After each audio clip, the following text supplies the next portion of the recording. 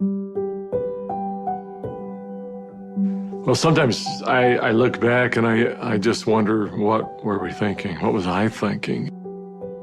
We went for a long, long period of time with no resources. And when I mean no resources, I mean no resources. People told us we were crazy to go all in. You know, is this really going to work? I think some of the most beautiful things can emerge through trial and through difficult times. I had been a physician for a long period of time, and I'd had a patient who came to see me, and they would ask me, Dr. Hill, what do you think about the essential oils? And I made the mistake one time of saying, I think that's one of the craziest things I've ever heard.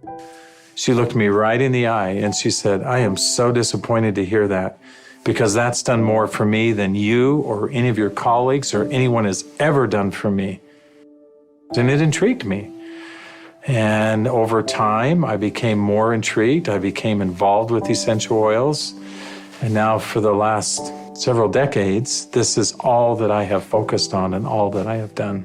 I remember when I first came into the essential oil industry, I thought they were voodoo oils. I thought they were really, really strange. It wasn't long before I started using oils on my kids, and I was amazed at what I was able to do and how it empowered me as a mom to take charge of my family's healthcare. So I was a huge skeptic. Parents were educators. My father's a professor of physics. So I just wasn't raised with anything but allopathic Western medicine. I learned over the years how effective they were and can be, especially if they're pure. After working 10 years in the essential oil industry, I found myself leaving for integrity purposes, because I knew that essential oils had to be pure. The desire of my heart was just to go home and raise my children. And I hadn't been home very long before my husband came to me and said, there's something more you're supposed to do. And as he said this to me, I actually was very angry with him, because my heart said, I want to be home with my kids.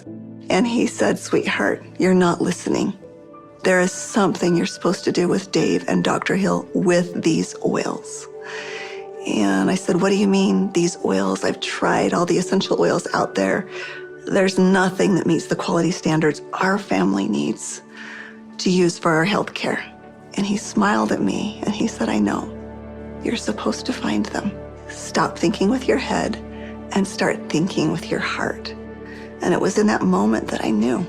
It all came together, and I had such a grand vision of going out and finding the world's most pure, most potent essential oils and educating mothers like me how to take charge of their health care. So it was in that moment, before fear took over, that I picked up the phone and I called Dave. And Emily Wright called me at the time and just said, what if we could go out and source the most pure essential oils on the planet and bring them to the world in a mainstream fashion? And he got really emotional. And Dave doesn't get emotional. And actually it was that right then and there. That was the genesis for me. And I just kind of felt strongly like, yeah, we're going to start a company. So I hung up the phone with Dave. I picked up the phone and I called Dr. Hill. And as I called him, I still remember he kind of giggled. And I said, Doc, this isn't funny. I'm serious about this. What if we could go out and find these pure oils like we've always wanted to do? And what if we could educate people to really understand the power behind these oils? And he said, no, Emily, I'm not laughing because I think your idea is crazy. I'm laughing because I was just getting ready to call you and ask you the very same question. It started with an initial little small meeting in an Italian restaurant in the far corner, and we met for 5.5 hours until they finally kicked us out of the restaurant because we weren't buying food anymore. And we just started to dream. We would meet anywhere we could find some space to meet. And it was in some strange places. Of course, the basement of the Normal Library was one. We got too rambunctious and they finally kicked us out of the library. Sometimes it was in the basement of our homes. I remember not telling my kids, that I was unemployed and starting a new thing, but the dad was working on a project in the basement. As I did the business plan, I started to realize that this was going to be big.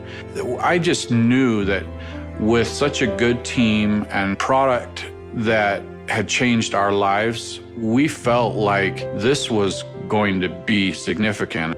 So as we began in the spring of 2008, that's when we had a massive falling out with the housing market in the United States. And there was a lot of panic and a lot of fear.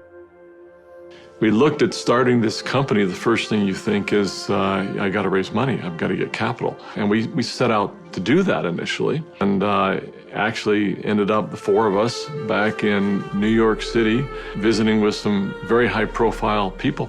And as we gathered together that next morning at that conference table, and we've got, all of these Manhattan-style managers that are meeting with us, and they quizzed us for hours. Finally, at the end of the day, they looked at us and they said, "We believe that your business model is going to work. We believe that you will be successful, and we want to fund your venture. We'll give you $5 million. And we all, of course, felt extremely elated. They were willing to fund the company, but of course they were interested in 51% and control. And I just remember the feeling we had as we walked away from that conference table. And the four of us found ourselves in front of the Statue of Liberty. And I remember looking across the water. Almost as if on cue, as I recall, we all just grew somewhat silent. And as we looked out over the water, and I looked at the Statue of Liberty, what rung true to me is we're doing this to give people freedom. And if we take their money, we can't make people free. And we can't make this dream that we have a reality, because they'll never allow us to bring the quality of essential oils that we know we have to light. Because they'll be looking for an exit strategy, they'll be looking for a return on their investment, and that can't be part of the equation. I remember standing right next to Dave Sterling, and Dave looked at me and in kind of a somewhat shocking way, he asked me, "How much money do you have, Doc?"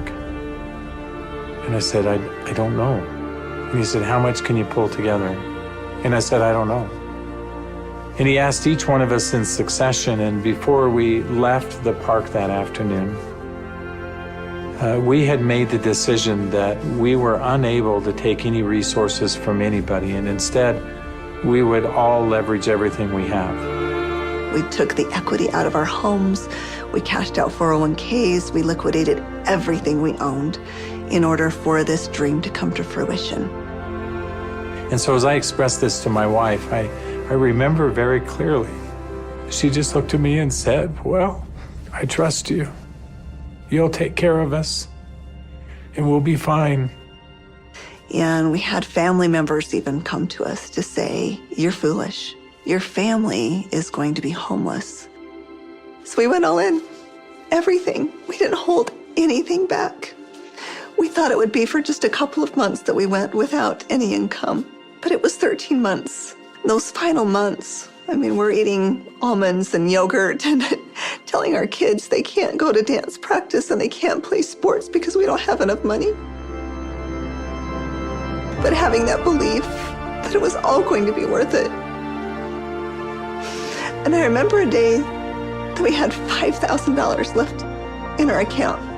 $5,000 because we had just put together this big oil order. And we didn't know how we were going to make payroll. We didn't know how we were going to make commissions. And just to see how doors open every single time, as long as we continued to step forward, that doors open. People ask me sometimes, how are you guys able to do what you did? And, but everybody rolled their sleeves up and we did every job. We did this job, this job, this job. I was supposed to go out and find these precious oils.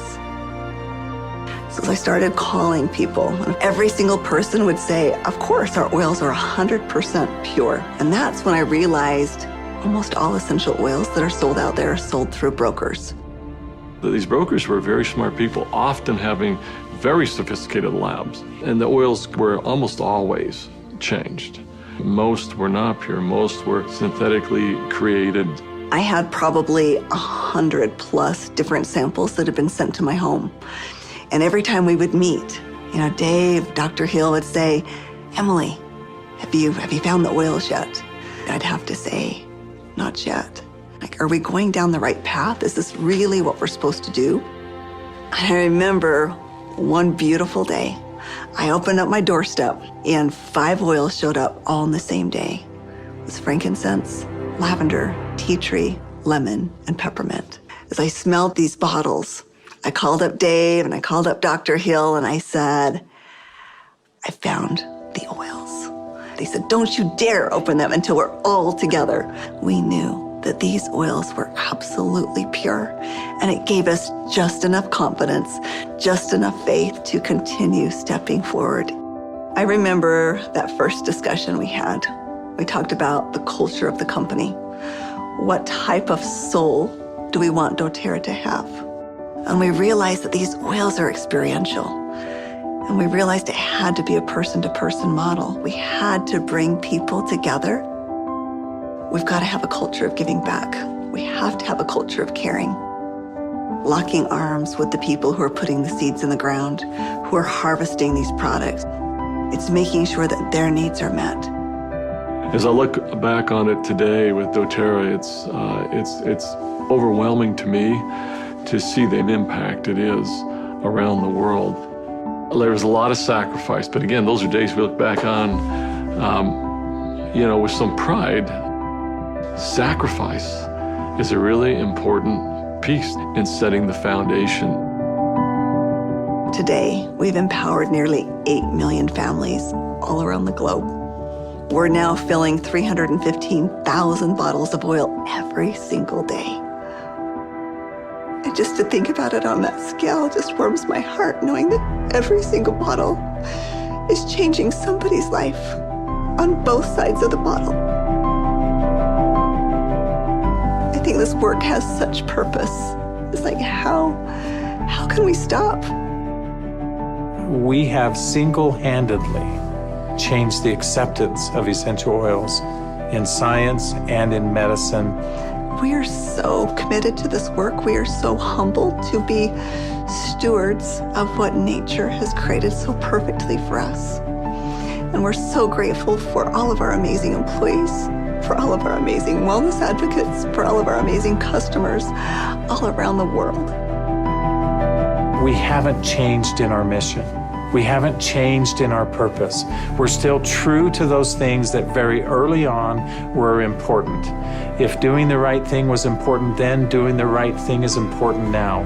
If helping and giving service to other people was important then, it's important now. If sourcing oils differently and doing what had not been done before was important then, it's important now. We feel like, as crazy as it sounds, we're still just beginning.